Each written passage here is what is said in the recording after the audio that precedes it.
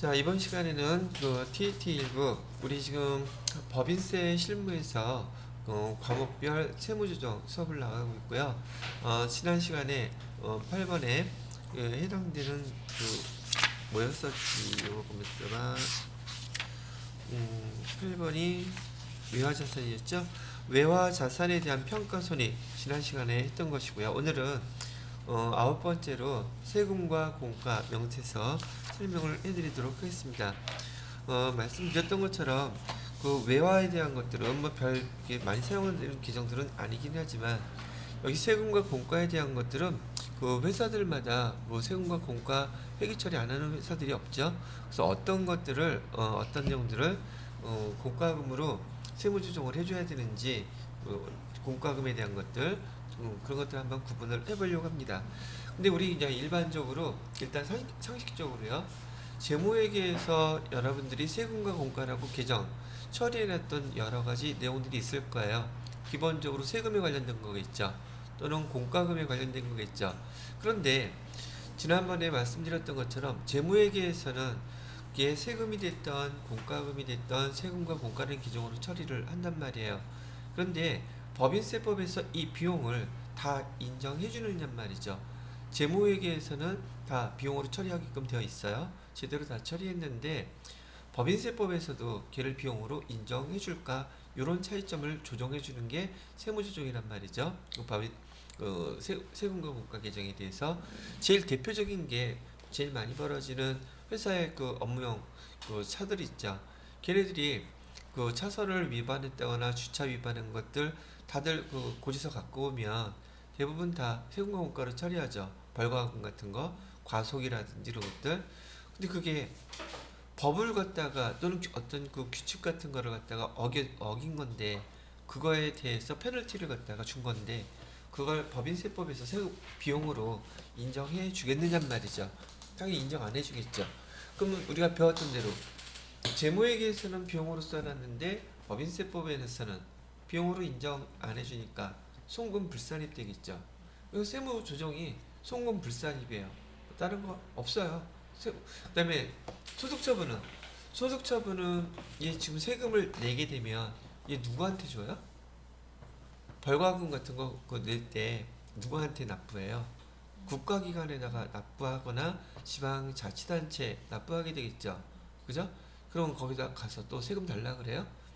제가 법인이나 개인 그 사업자나 국가기관이나 지방자치단체에다가 얘네들을 돈을 쓰게 되면 얘는 기타 사회 유출 그래서 그걸 끝난다 그랬었죠. 바로 송금불산입이 세무조정 그 다음에 소득처분은 기타 사회 유출 이렇게 되는 게 뻔히 보이는 그런 항목들이 된다는 말이죠.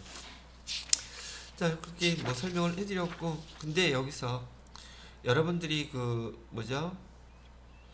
구분해야 되는 그 항목도 우리가 배웠기는 했지만 그게 재무회계와 그다음에 법인세법에서 구분을 해야 될 것들을 교재에서 설명해 놓은 걸 제가 잠깐 정리를 해놓고선 넘어가려고 한다는 얘기예요. 자, 우선 여기다가 조세 세금이죠. 교재에서도 나와 있는 거 조세라고 써져 있고요. 조세에서 비용으로 인정해 주는 것들이라는 뜻이에요. 조세에서 여기 송금으로 인정해 주는 손금 산입에 해당되는 것들이 있고요. 그 다음에 세금이긴 한데 송금 불산입에 해당되는 항목들을 크게 나누어서 설명을 해드리려고 하는 거예요. 자, 이거고요. 송금 산입에 대한 거, 비용을 인정해 주는 거, 그 다음에 비용으로 인정해 주지 않는 거. 자, 조세에 해당되는 세금에 해당되는 것 중에서요. 여러분 재산세 많이 쓰죠? 재무회계 때 재산세 내는 거 있었잖아요. 그죠? 1년에 몇 번 오게요? 모르겠는데요. 2번 나눠서 와요. 하여튼 재산세. 두 번째, 자동차가 있으면 자동차세도 내죠. 자동차세도 세금이고 여러분이 세금과 공과로 회계 처리하는 개정 과목이에요. 그 다음에 잘은 여러분이 못 보시긴 하겠지만 인지세. 인지세는 여러분들 그 국가기관의 그 행정 서비스를 이용하게 되면 수입인지란 말 들어본 적 있죠? 그 수입인지를 샀을 때 그 수입인지는 회계 그 계정 처리할 때요. 세금과 공과 계정으로 처리해요.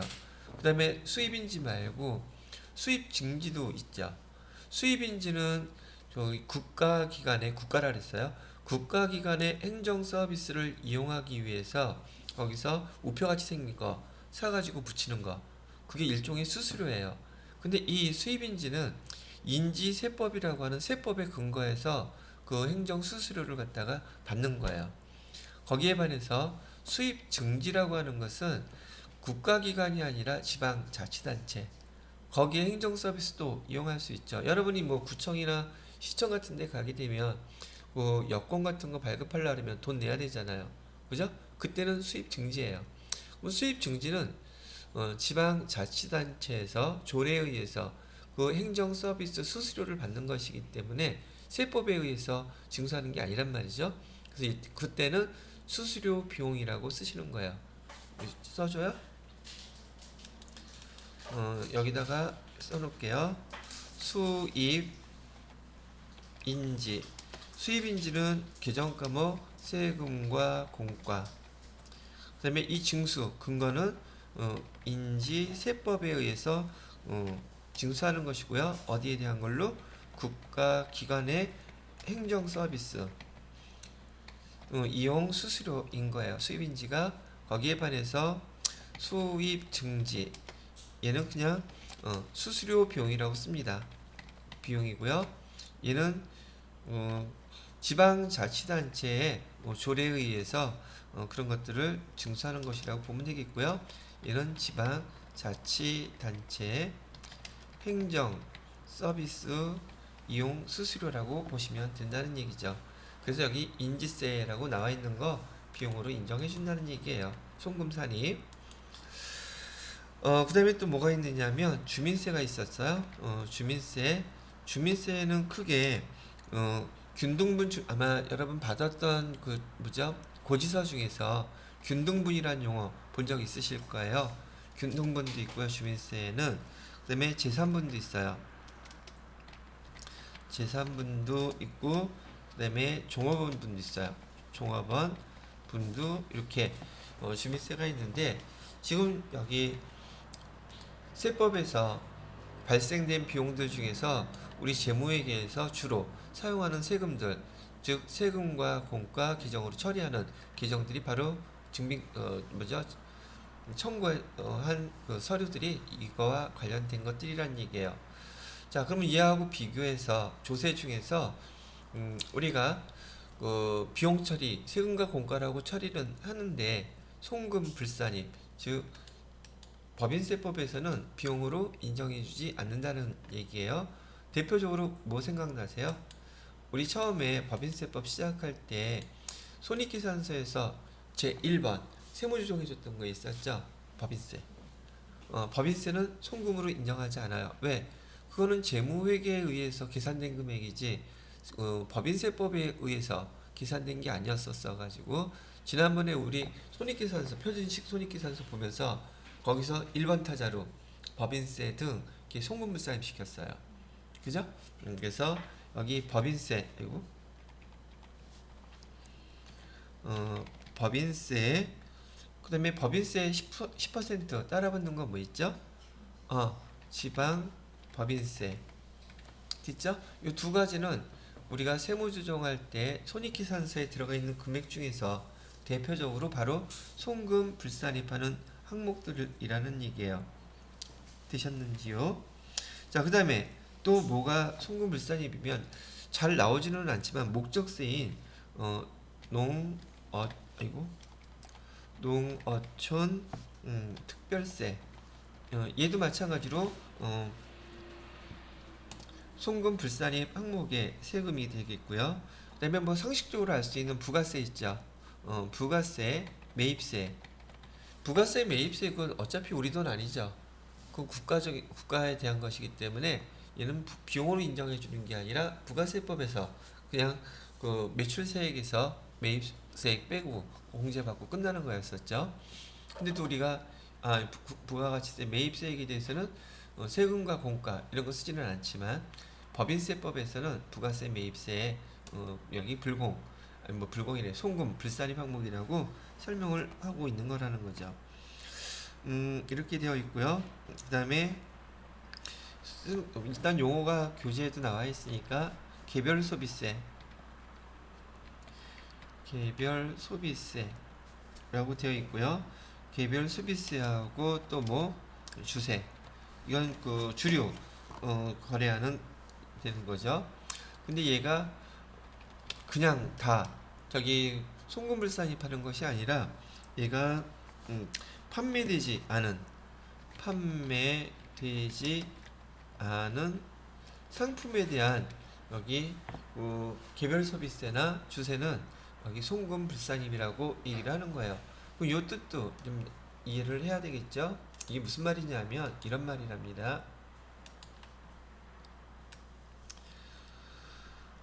개별 소비세라는 것은 보편적으로 설치 품목에 붙는 세금이에요. 그래서 개별적으로 부과하게 되는데 여러분이 개별 소비세를 제일 처음 들었던 그 파트가 어디였었냐면 거기 부가가치세에서 그 1000cc 넘는 비영업용 소형 승용차 취득과 유지와 관련돼서 발생한 세금 계산서는 불공사항이다 할 때 비영업용 소형 승용차 그 용어에서 이 개별 소비세가 처음 나왔어요.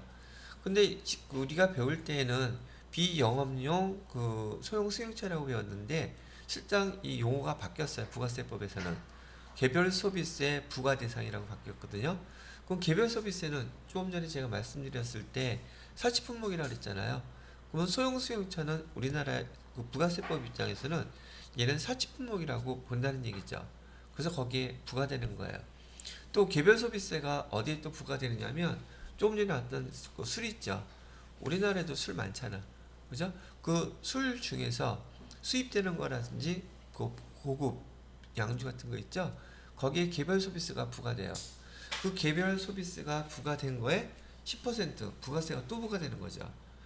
그래서 이 개별 소비세가 이렇게 주세라든지 그런 상품에 부과가 됐는데 얘를 판매하기 지금 개별 소비세나 주세를 아직 납부하지 않았어요. 그러면 그 승용차나 그 술 같은 경우 얘를 판매하기 위해서 상품이 지금 있죠. 그래서 얘네들이 얼마 부과됐어. 그러면 차변에 뭐라고 써야겠어요? 개별 소비세에 대해서 세금과 공가 쓰겠죠. 주세에 대해서도 세금과 공가 쓰겠죠. 그리고 얘는 아직 납부는 안 했어. 그리고 대변에다가 미지급 세금 이렇게 했단 말이죠. 그러면 개별 소비세, 주세 지금 얘 지금 납부를 한 상태예요? 안 한 상태예요? 안 한 상태죠. 근데 비용으로 벌써 세금과 공가라고 처리해놨잖아. 그거는 인정해준다? 안 한다는 얘기예요. 그래서 판매된 건 판매됐으면 벌써 납부 다 하고 상품이 나갔겠죠. 이거 납부하지 않고 상품을 팔 수 있나요? 없단 말이죠. 이걸 납부해야지 그 다음에 승인이 떨어져서 판매를 할 수 있는 것이기 때문에 이렇게 판매되지 않은 상품에 대한 거기 개별 소비세, 주세 이런 것들은 법인세법에서 여기 송금, 불산입으로 보겠다고 얘기하는 거예요. 그 다음에 똑같이 우리가 세금이라고 생각하는 것들인데도 불구하고 송금, 불산입 되는 것들이 어떤 거 있냐면 부가세법에서 세금 계산서 지연 발급이나 그 다음에 미발급이나 그런 걸로 인해서 가산세 계산하는 거 배웠었죠. 그죠? 가산세 또는 가산금 다른 행정에 관련해서 뭔가 미비한 걸로 인해서 또는 제때 약속을 준수하지 않은 것들에 대해서 분능 등등 그 다음에 체납 처분비라는 것도 있어요. 체납 처분비 이거 자 이런 여러 가지 용어들이 있는데 이 뭐 가산세나 가산금은 해야 될 걸 안 한 거죠. 법에서 일정한 날짜를 지키고 반드시 이렇게 하라 그랬는데 그걸 어긴 거잖아요. 그죠? 이런 내용들은 지금 다 세금에 관련돼 있어서 발생해서 우리가 회사에서 규정으로 세금과 공가 이렇게 써놨다 할지라도 얘는 인정한다 안 한다? 송금 불산입의 항목이라는 얘기예요. 얼뜻 보게 되면 많이 봐서 알 것 같기도 한데 이렇게 좀 막 나열해서 써놓고 교재에서 보게 되면 머릿속이 싱숭생숭해지죠. 근데 시험 문제 나올 때는 되게 간단하게 나와요. 그럴 수밖에 없는 이유가 왜 그러냐면 지금 일반적인 기업에서 제일 많이 발생하고 보편적으로 발생하는 걸 시험 문제 내야 되지 않겠어요?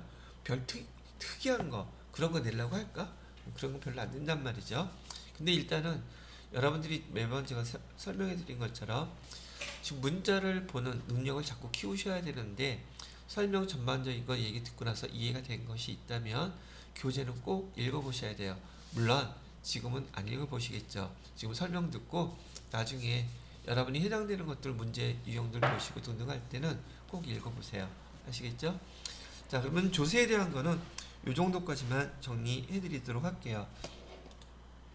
그 다음 거는 또 뭐가 있느냐면 조세가 세금이 아니라 공과금이라고 부르는 게 있어요. 뭐가 있다고요? 공과금. 공과금에 해당되는 것들은 어떤 게 있는지. 공과금.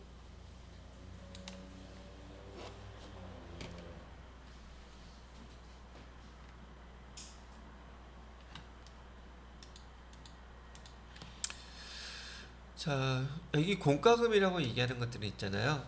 그 성격의 뜻이 의무적으로 납부해야 되는 것들을 우리는 공과금이라고 해요. 근데 의무적으로 납부하는 거 아니라면 공과금이라는 말을 쓸 수 없다는 얘기가 되겠죠. 보통 우리가 회사에서 계정 쓸 때 계정 자체 이름이 세금과 공과잖아요. 그죠? 그래서 세금에 대한 건 조세를 얘기하는 것이었고요. 그 다음에 공과라고 하는 공과금을 얘기하는데 공과금은 회사에서 의무적으로 납부해야 되는 것을 얘기를 한다는 얘기예요. 첫 번째 대표적인 예로 뭐가 있느냐면 폐기물 처리 부담금이라는 게 있어요. 자, 폐기물 처리 부담금인 경우에 그 산업이, 그 업체가, 그 기업이 이런 그 폐기물과 관련된 제품을 생산해내는 그런 회사에 거기 돼 있다면 얘는 의무적으로 여기 그 공과금으로서 해당되는 거 금액 청구가 되면 고지서가 날라오면 납부해야 된단 말이죠. 의무라는 얘기예요. 근데 이게 아무한테나 올까요? 특정한 업종에만 나올까요? 특정한 업종만 있어요. 근데 얘가 시험 문제 잘 나와. 왜 그러냐고요? 얘하고 헷갈리는 게 하나가 있기 때문에 그걸 좀 이따가 비교해 드릴게요. 그 다음에 또 지금 여기 대형 건물이 들어서게 되면 건축물이 들어서게 되면 거기 예를 들어서 롯데월드 같은 거 있죠. 그죠? 그다음에 여기도 그 롯데백화점이 크게 종합경기장에 들어서게 된다면 그 건물은 지금 제가 알고 있는 것만으로도 백화점의 규모가 커지겠죠. 크게 지을 것 같으니까. 그 다음에 또 뭐도 있어요? 컨벤션 센터도 짓는다 그랬어요. 거기 또 뭐도 있어요? 호텔도 짓는다 그랬어요. 세 개가 여기 들어오게 되면 그 빌딩도 높아질 것이고 거기에 들어가는 입주하는 많은 업체들이 있겠죠. 그러면 차량의 대수가 증가할까? 감소할까? 아, 그때는 저기 뭐죠? 비행기 타고 다닌다고요? 아, 뭐 틀린 말은 아니야. 가능성이 있어요. 그래서 일정한 지역에서 광주 같은 데서 비행기 타고 와가지고서는 빌딩 위에다가 내린 다음에 거기서 내려가는 시스템이거든요. 그게 가능성이 있어요.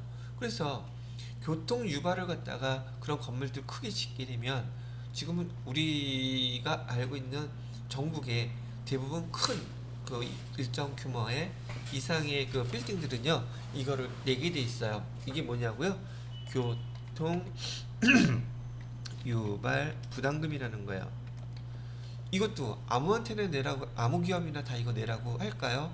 해당되는 기업만 내라고 할까요? 그렇겠죠? 근데 이거는 내도 되고 안 내도 되고예요. 의무적으로 내야 돼요. 그런 건물을 갖고 있으면 의무적으로 내야 되는 공과금의 성격을 갖고 있다는 얘기죠. 자, 그래서 이런 이런 내용들에 대해서는 이렇게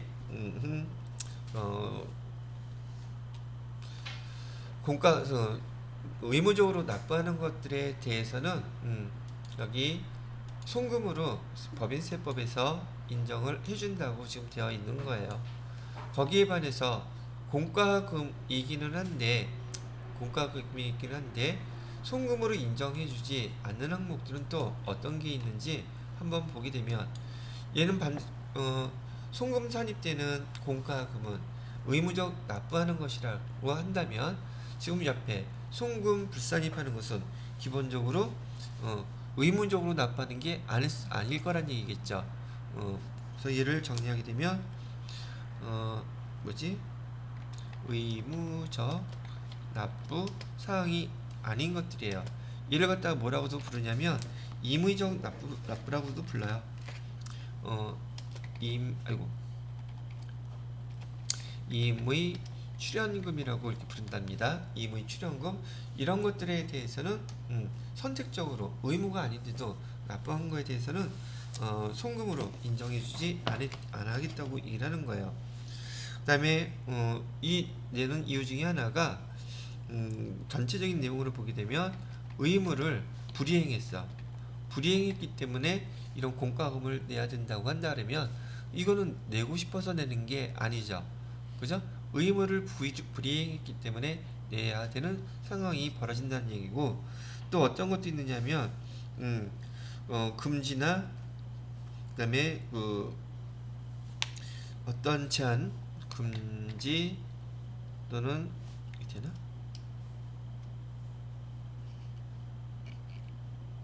금지 사항이요. 또는 이거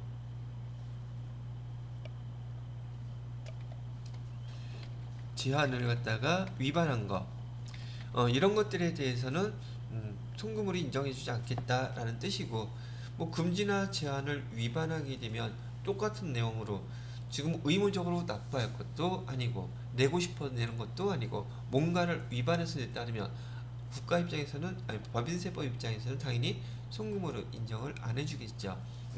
그런 뜻으로 사용하는 내용이고, 여기에 대표적인 예로 하나를 보게 되면 뭐가 있느냐면 여기 폐수 배출 부담금, 요것 때문에 아까 이해하고 헷갈려서 시험 문제가 잘 나와요.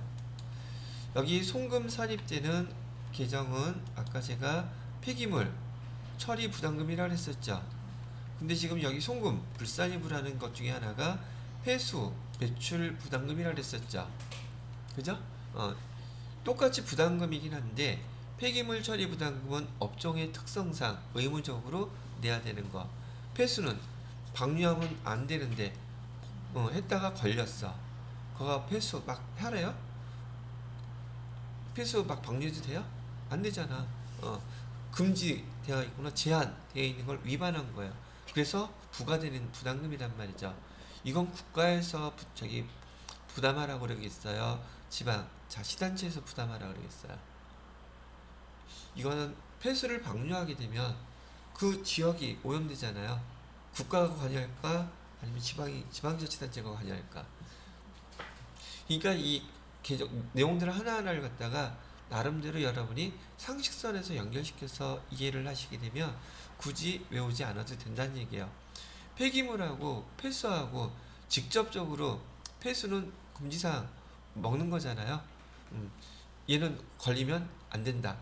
그러니까 얘 비용은, 폐수는 죽었다 깨어나도 안 되죠. 얘는 송금 불산입이에요.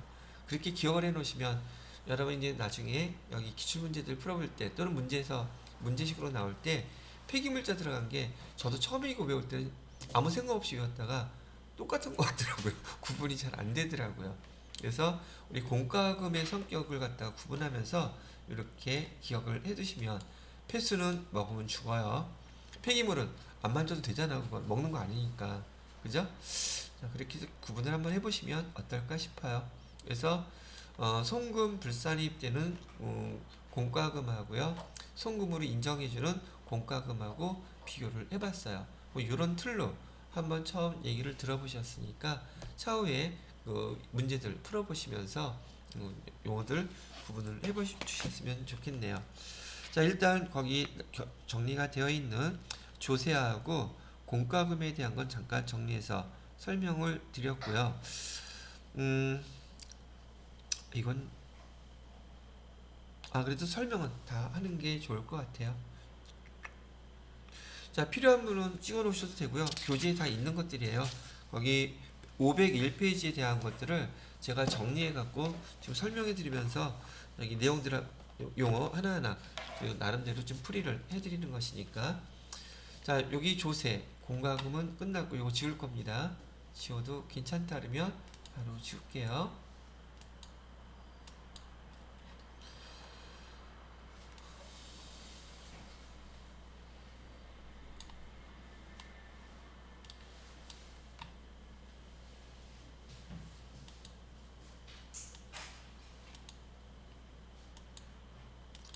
자, 이번에는 거기 벌금이라는 거 설명해 드릴게요. 벌금 또는 과료, 과태료라고 많이 부르죠. 우선 여기 송금, 산입으로 인정해 주는 것부터 볼게요.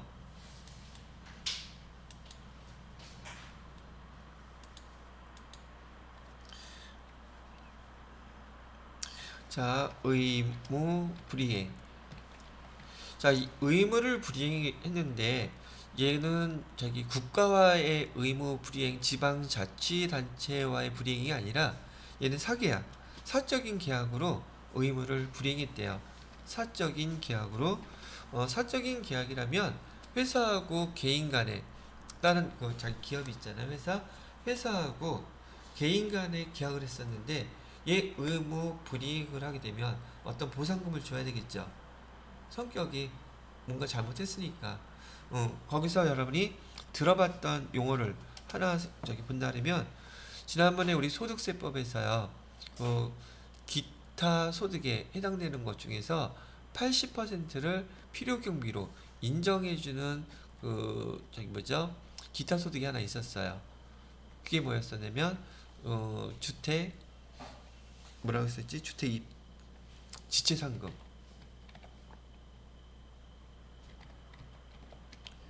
이게 정신병 뭐였지? 주택입주라고 되어 있나? 갑자기 용어가 생각이 안 나는데. 자, 아파트를 갖다가 분양하게 되면 아파트 분양하고 입주하는 날짜가 정해지죠. 보통 한 3년 정도 보편적으로 되는데, 그러면 많은 분양 당첨자들이 중간에 중도금도 내고 잔금 내고서 마지막 들어갈 때 입주하겠죠. 입주 지체 상금이다. 입주 지체 상금. 입주를 해야지 되는데 입주를 제 날짜에 못했어. 시공업체에서 또는 건설업체에서 어떤 날짜에 입주를 할 수 있다고 계약을 해놓고서는 했는데 등등한 사유로 걔가 다 완성이 되지 않은 거예요. 그러면 거기 부동산 금액이 워낙 크죠. 그러면 예를 들어 한 달 뒤에, 두 달 뒤에 가능하다고 한다면 아마 그런 난리 났던 거 몇 번 있었던 걸로 제가 기억하는데, 그러면 그러니까 완성되지도 않았는데 공사가 이하천 이후로 지연이 된 거예요. 그래서 지금 막 공사하고 있는 아파트인데 그냥 막 입주시키는 거야. 그럼 다들 뭐 난장판이고 그런데, 그런 거 뉴스에 몇 번 나온 적 있었죠. 이거 주기 싫어서. 그러면 예를 들어서 한 달이 지체가 됐다고 한다면 거기서 입주를 한 달 후에 입주하셔야 될 것 같습니다. 그러면 이 사람들은 한 달 동안 어디 가 있어야 될 거 아니야. 벌써 집 전세 다 빼고 아파트 뭐 집들 다른 거 팔고 그 입주 날짜만 맞춰서 그 계약 기간 그렇게 해놓고선 기다리고 있었는데, 그러면 들어갈 자리 없으니 그 이삿짐 어디다 맡겨야 되겠죠. 이삿짐을 주머니에 넣고 있을 수도 없는 거잖아. 그리고 가족들 4인 기준으로 봤을 때 어디 가서 자?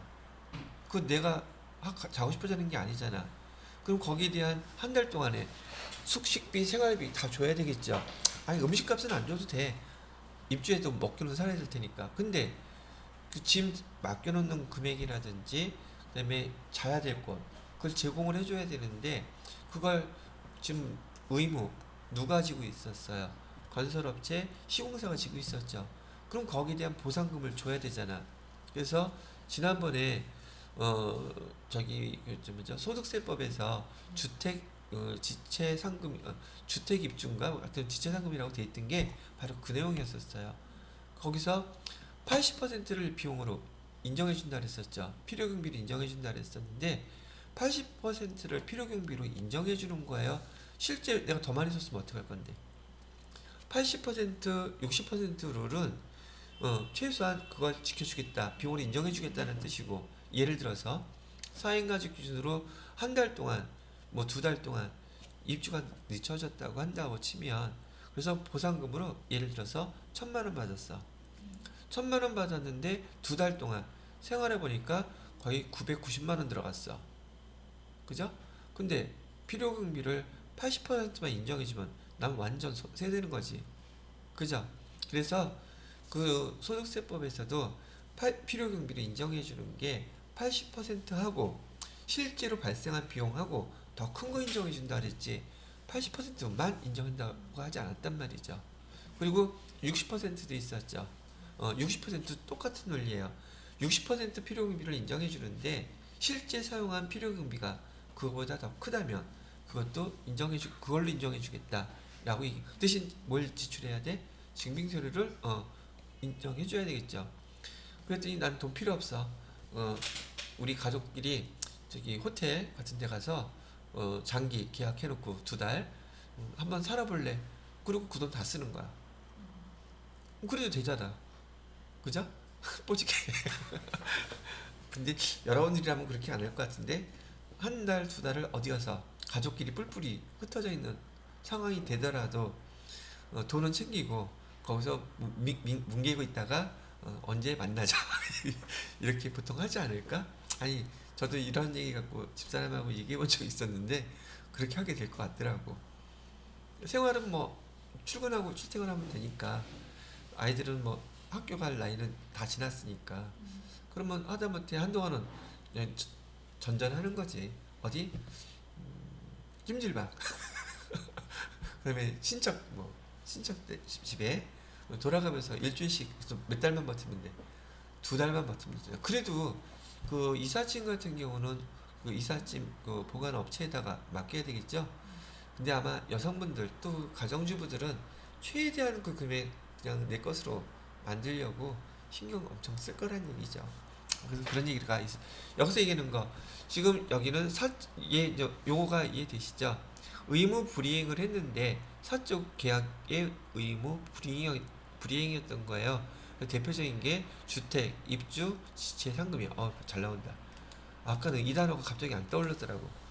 주택, 입주, 지체, 상금이었어요.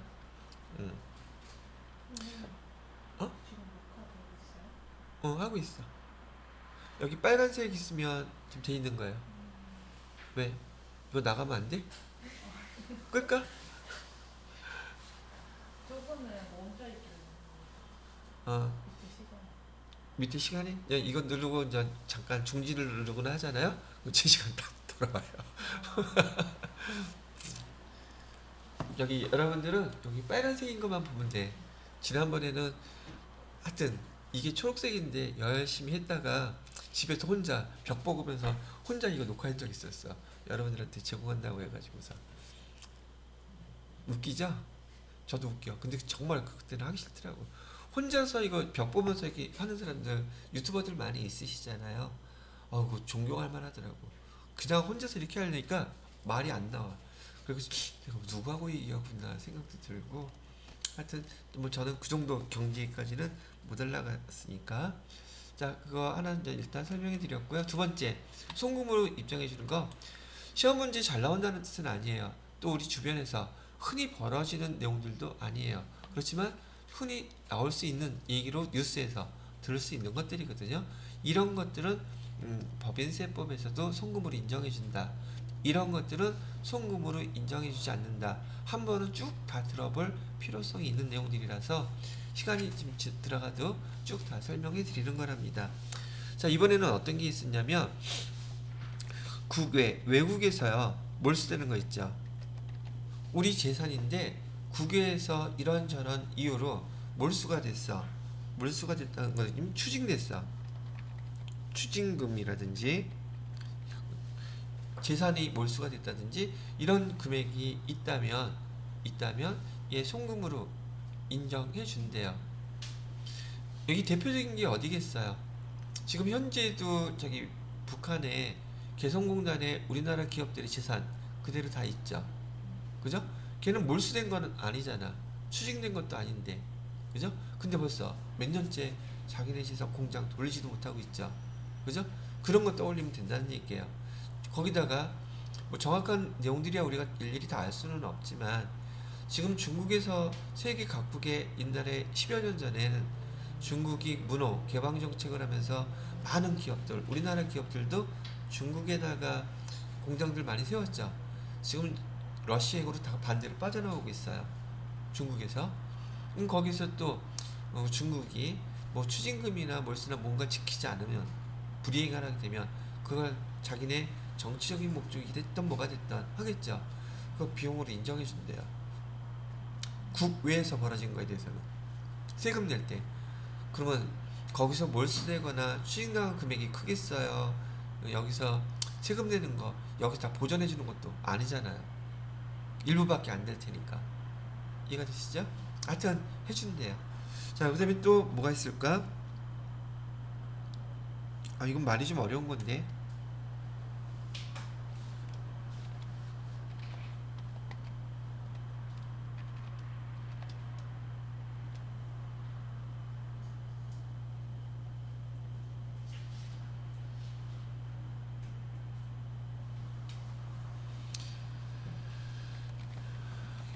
예, 간단하게 이렇게 써줘야겠다.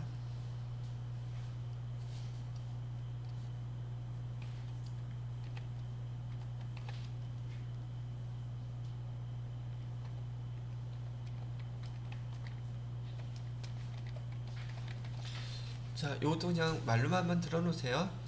혹시 그 보세구역이 뭔지 아세요? 보세구역. 질문 안 하기로 했죠, 참. 그냥 알아서 설명하기로 했죠. 자, 보세구역이라는 것은요, 세금이 보류된 지역이라는 뜻이에요. 즉, 세금이 보류된다는 것은 특히나 수입했을 때, 수입해갖고서는 항구에 들어오게 되면 배에서 하역해야 되죠. 그 다음에 하역한 다음에 운반해야 되죠.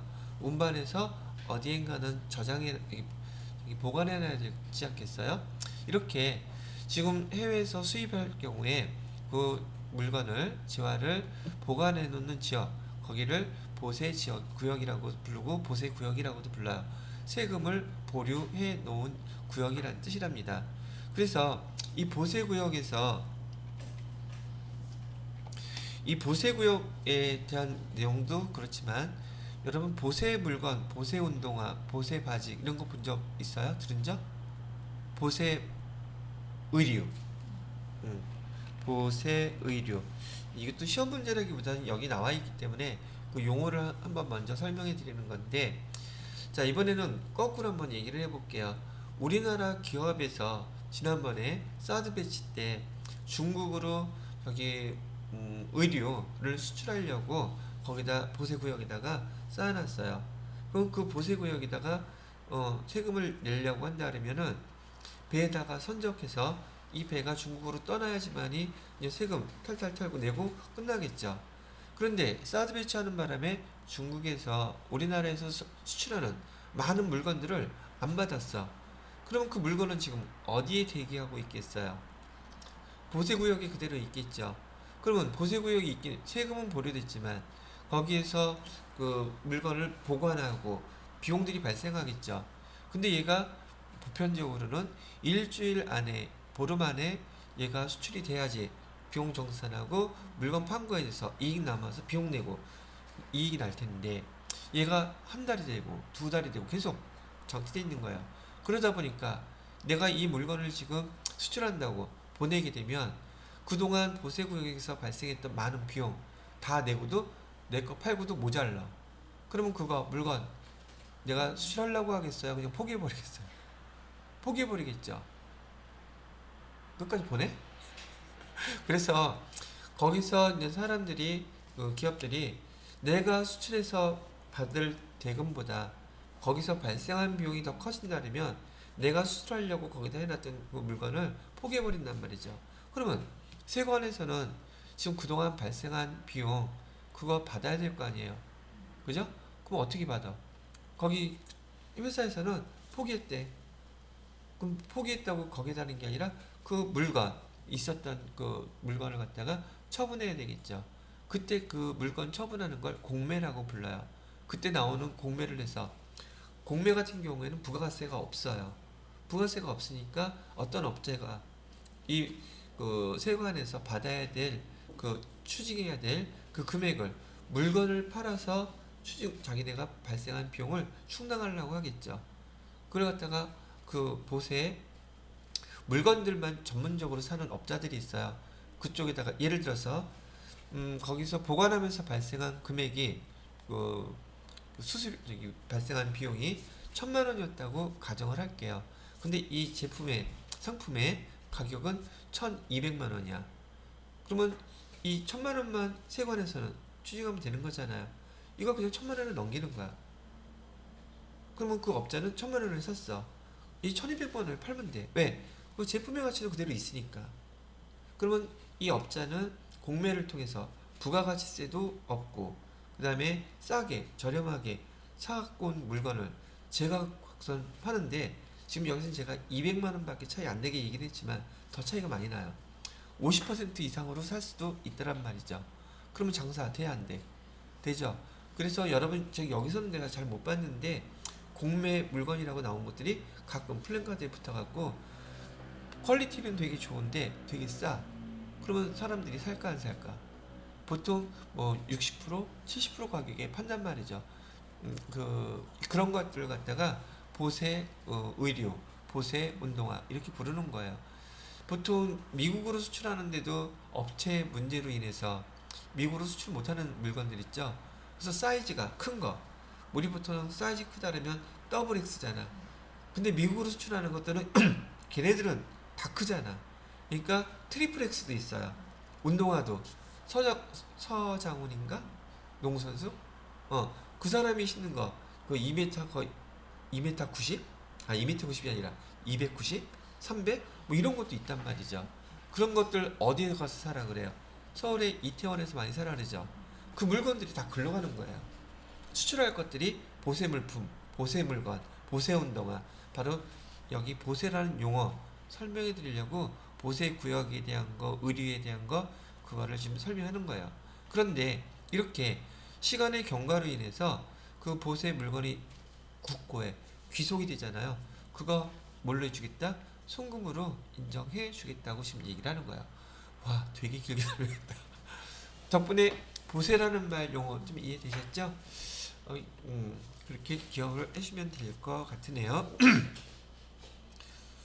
자, 이번에는 또 이런 것도 있어요.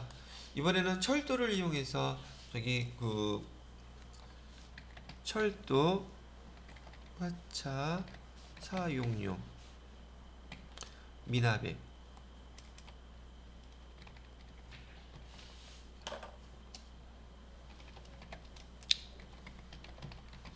자, 지금 철도 같은 경우는 대부분 국가에서 운영을 하고 있죠. 근데 우리가 물건을 갖다가 운송하고 저기 등등 하는데 그 철도에 화차를 이용한단 말이죠. 근데 그 사용료를 갖다가 미납, 돈을 못 내서 사용료를. 그럼 거기에 대한 이자를 내야 되겠죠. 그래서 철도 화차 사용료 미납액에 대한 연체 이자가 있다면 그거는 여기 송금으로 비용으로 인정해 주겠다고 얘기하는 거예요. 근데 이런 연체 이자는 꽤 여러 군데가 나오는데 이따가 한번 쭉 들어보고서 통으로 한꺼번에 기억하기로 하자고요. 그 다음에 또 뭐가 있느냐면 이거는 좀 저기 철도 이용해서 하는 회사들이 많을까요? 흔치 않죠. 그래도 용어는 나왔으니까 우리가 또 아는 거 산재 보험료는 누가 냅니까? 이 용어는 아시죠?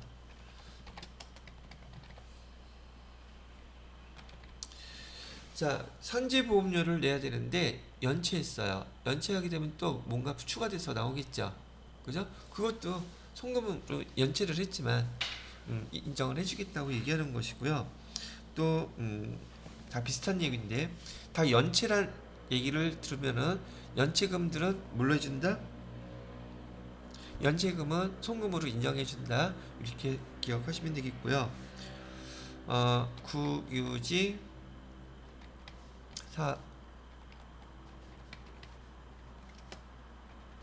국유지 사용할 때도 연체료.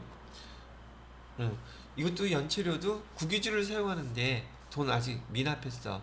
그럼 나중에 그 미납된 돈 금액 주면 되는데 그 돈을 안 냈으니 연체한 거에 만큼 그 기간 동안 또 이자 내야 되겠죠. 그걸 우리는 연체료라고 불러요. 그것도 비용으로 인정해 주겠대요. 송금 산입, 전기요금. 여러분이 용어들 한번 보세요. 여기서 어떤 용어로 시험 문제를 낼까? 여러분이 생뚱 어려운 걸 낼까? 흔히 알고 있는 걸로 낼까? 전기요금도 체납하게 되면 가상금 나오죠. 그죠? 여기서도 마찬가지로 연체, 가상금, 얘도 마찬가지로 송금으로 인정해 주겠다고 얘기를 하네요. 또 뭐 있어요? 건강보험료. 얘도 돈 없으면 또 연체하겠죠. 얘도 연체료. 그러면 연체자만 들어가면 얘네들은 뭐가 됐든 간에 일단 다 법인세법에서 송금으로 인정해 주는구나. 그렇게 기억하면 되시겠죠.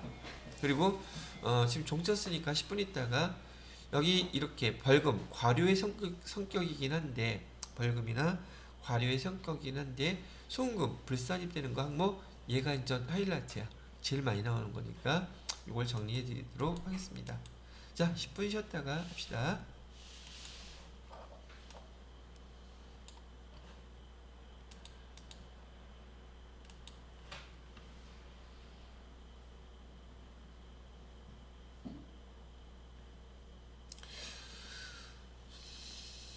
근데 어떻게? 얘 멈추려고 그러는데 안 돼. 어떨 때는 되고 어떨 때는 안 되고.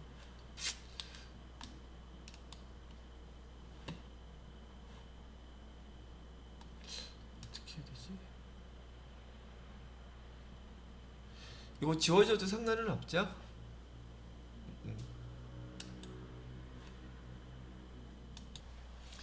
자, 그러면 이런 벌금, 과료, 임에도 불구하고 연체금 같은 경우는 대부분 이런 것들은 지금 송금 선입으로 비용으로 다 인정해 주겠다는 얘기인데 비용들은 이번에는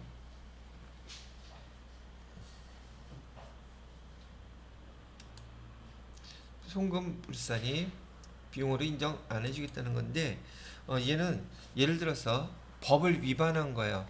관세법 예를 갖다가 위반해서 여기에 벌금이 나왔다든지 그다음에 벌과금이라죠.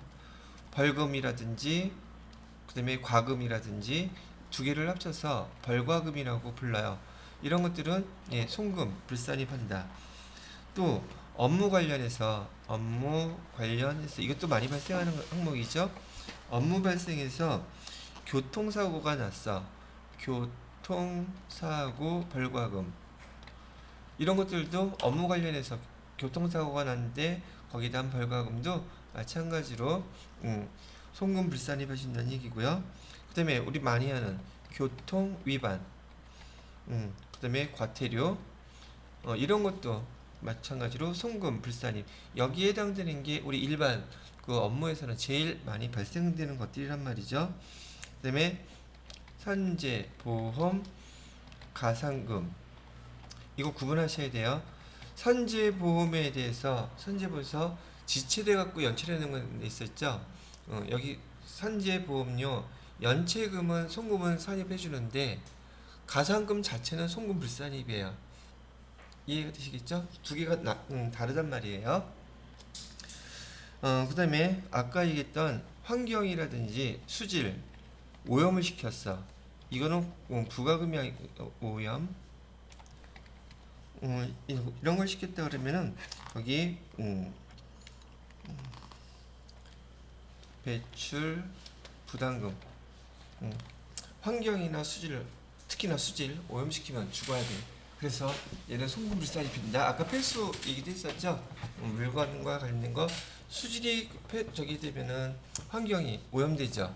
그런 것들 얘네들 다 그다음에 이거는 좀 드문 경우인데 금융기관에 해당되는 건데요. 금융기관들이 한국은행에다가 연체금, 한국은행에다가 내야 되는 금액에 뭔가를 잘못해서 등등 하는 과태금, 과태료, 과태금은 얘도 마찬가지로 송금불산입한다.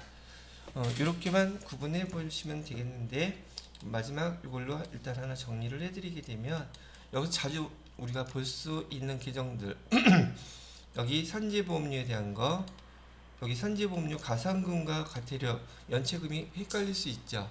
이거 구분하시라고 얘기해 드리는 거고, 그다음에 전기요금이라든지 건강보험료, 연체료, 연체가산금 이런 것들 마찬가지로 송금 산입된다는 거 하고요.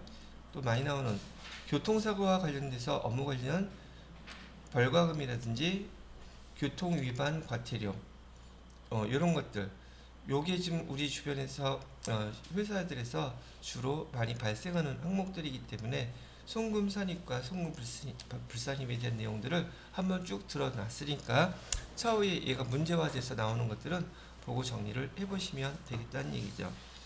자, 그다음에 실기로 넘어가기 전에 하나가 더 할 게 있는데 얘는 여러분 알고 있는 것들이라서 여기다 적을까?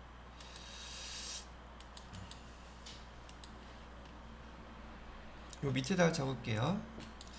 여러분 그 부가세와 관련돼서 아까 부가세와 관련돼서 그 일반 매입세액 있죠. 매입세액, 매입세액 보편적으로 매입세액은 부가세법에서 매출세액에서 매입세액 공제하는 거기 때문에 얘는 송금불산입이에요. 송금하고 전혀 관계 없다는 얘기죠. 그죠? 일반적인 매입세액은 송금불산입인데 지금 이 매입세액 중에서 송금 산입하는 게 있어요. 송금 산입하는 거는 그 매입세액 중에서 우리 불공처리한 거 있죠. 불공처리한 것은 매입세액으로 우리가 부가세법에서 공제받을 수 있어요, 없어요? 없죠. 날린 거잖아. 대신 여기 법인세법에서는 걔를 비용으로 인정해 주겠대요. 그래서 불공사항은 얘는 송금 산입으로 인정해 주겠다. 송금 산입으로 이렇게 인정해 주겠다. 그러니까 우리가 알고 있는 건 너무 상식적인 거라서 부가세법과 관련돼서는 불공 처리된 것은 부가세법에서는 인정 안 해주니까 대신 법인세법에서는 그 매입세액만큼은 비용 여기 송금으로 인정해 주겠다고 얘기를 하고 있습니다. 여기까지가 여러분들한테 여기 세금과 공과 개정에 대해서 너무 다양한 것들이 나오기는 했지만 또 일반적으로 회사에서 많이 사용되는 계정 위주로 여러분들이 그냥 한번 쭉 받으시면 될 것 같아요. 그리고 이제 실기로 실제 세금과 공과 조정 명세서를 한번 직접 작성해 보면 나와 있는 샘플 보고 내가 이거 설명을 듣고서 얘가 송금 산입인지 불산입인지 구분해낼 수 있는지 한번 보도록 하겠습니다. 자, 그리하서 보시고요. TT19 회사번호 몇 번이었죠? 5000번? 5000번 클릭하시고요. 그다음에 로그인, 그다음에 법인 조정에서 세금과 공과 명세서 여기 중간쯤에 있죠? 클릭하시고요. 자, 교재 문제 한번 보겠습니다. 503페이지 보시게 되면 세금과 공과금 명세서 작성하고 소득금액 조정 합계표에 세무조정 사항 반영하라고 되어 있죠. 세금과 공과금 지급 내역은 기장재료 참고하라고 되어 있네요. 자, 저기 보시겠습니다.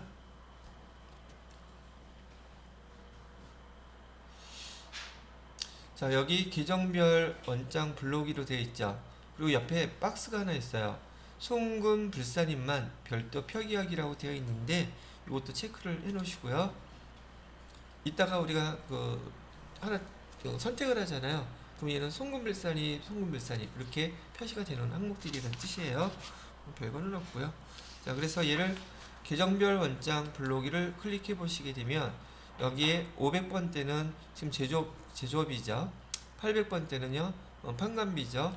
그런데 여기에 계정 정리된 것만 불러온단 말이에요. 근데 우리가 제조업인지 판관비인지 알 바가 없어요. 뭔가 알아서 다 불러오겠죠. 그래서 확인 눌러보세요. 모두 불러오라고요. 그러면 여기 화면에 세금과 공과 판관비만 지금 입력이 되어 있다는 뜻이네요. 세금과 공과 그 항목들 다 판관비로만 지금 처리되어 있죠. 옆에 보세요. 계정 과목 제가 하나 있었어? 아, 있다. 그러면 두 개를 다 불러왔네. 지금 우리 TAT 2급부터는 제조업이라는 전제 조건이 있죠. 그리고 사실상 세금과 공과 규정들은 주로 판관비에서 발생하는 것이지 제조기업에서 발생하는 것, 제조업 업종에서 발생되는 건 그렇게 많이 없어요. 여하튼 간에 여기 제 하나 있네. 어떻게 봤어? 보여 이게? 참 신기하다. 하여튼 봤으니까요. 자, 그럼 하나씩 계정별 그 원장 불러오기로 했는데요. 요 밑에 메시지창 한번 봐주실래요? 송금 산입일 불산입일 때는 0번, 그다음에 송금 불산입 취소는 1번, 2번 이렇게 나와 있죠. 송금 산입은 0번, 송금 불산입은 1번, 그다음에 송금 불산입 취소는 2번 숫자 나와 있는 거 보이시나요?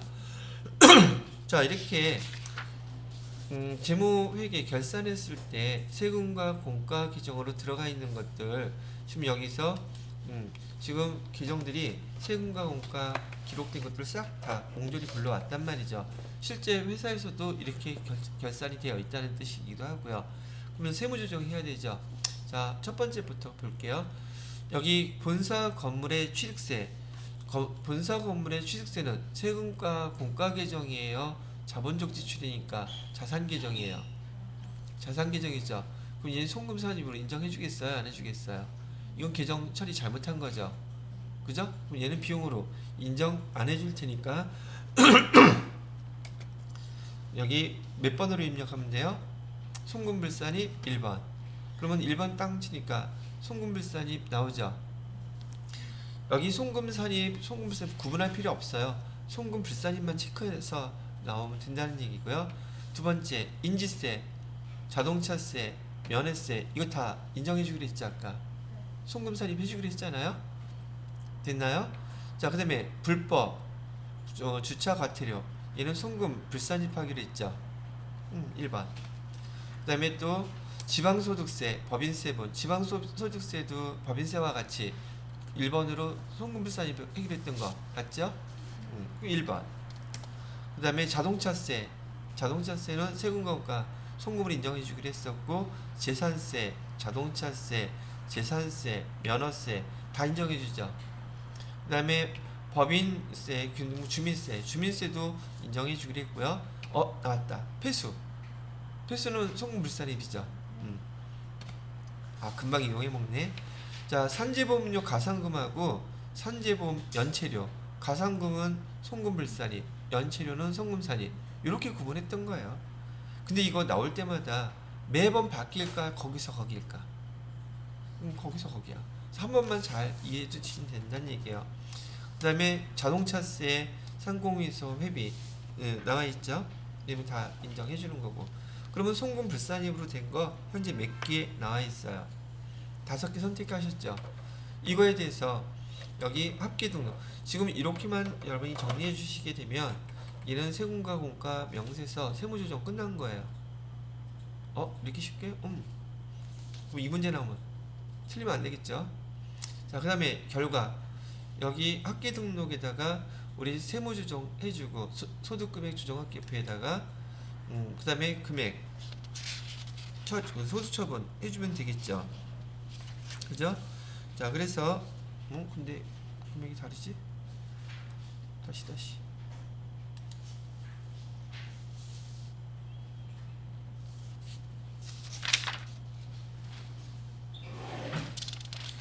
여기 요걸 잘못 눌렀네요. 본사 건물 취득세 송금 선입이에요.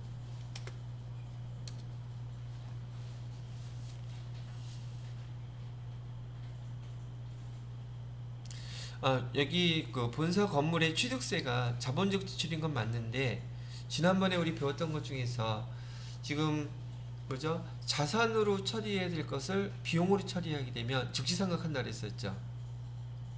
그죠? 즉시상각으로 해서 비용으로 처리해놨기 때문에 얘는 그냥 송금 산입으로 인정을 해줍니다. 그래서 금액이 이렇게 됐죠. 그리고 다시 학계 등록 눌러보세요. 학계 등록 눌러보시게 되면 648만 1,500원이 되어 있죠. 자, 여기 뭐라고 써요? 세금과 공과잖아요, 계정이. 이거 소득 금액 학교 조정표에다가 여기 교재 보고서 입력해도 되기는 하는데 얘네들을 갖다가 출력하게 되면 어떤 계정의 그 내용인지를 이해를 해야 되겠죠. 그래서 계정명을 꼭 써주는 게 좋아요. 그래서 얘는 지금 세금과 공과에 대해서 지금 송금, 불산입하는 거죠. 그래서 손금, 불산입이라고 써놓으시면 보고서도 금방 이해할 수 있겠죠. 송금, 불산입 이렇게 해놓고 금액은 밑에 있는 거 그대로 써주시면 되겠네요. 그 다음에 얘는 기타 사회 유출로 소득 처분합니다. 이게 있었죠? 그래서 이렇게 해당되는 것만 넣어주니까 세금과 공과 명세서 나오게 되면 여러분 이 문제는 7점 단 한 문제도 놓치면 안 돼요. 바로 다 따셔야 됩니다. 시간도 별로 안 걸리죠. 자, 그래서 이 내용 저장해 놓으시고요. 복귀. 그 다음에 이 자료도 저장해 드릴 게 있나 봤더니 없네요. 그럼 저장 안 눌러도 된다는 얘기를 합니다.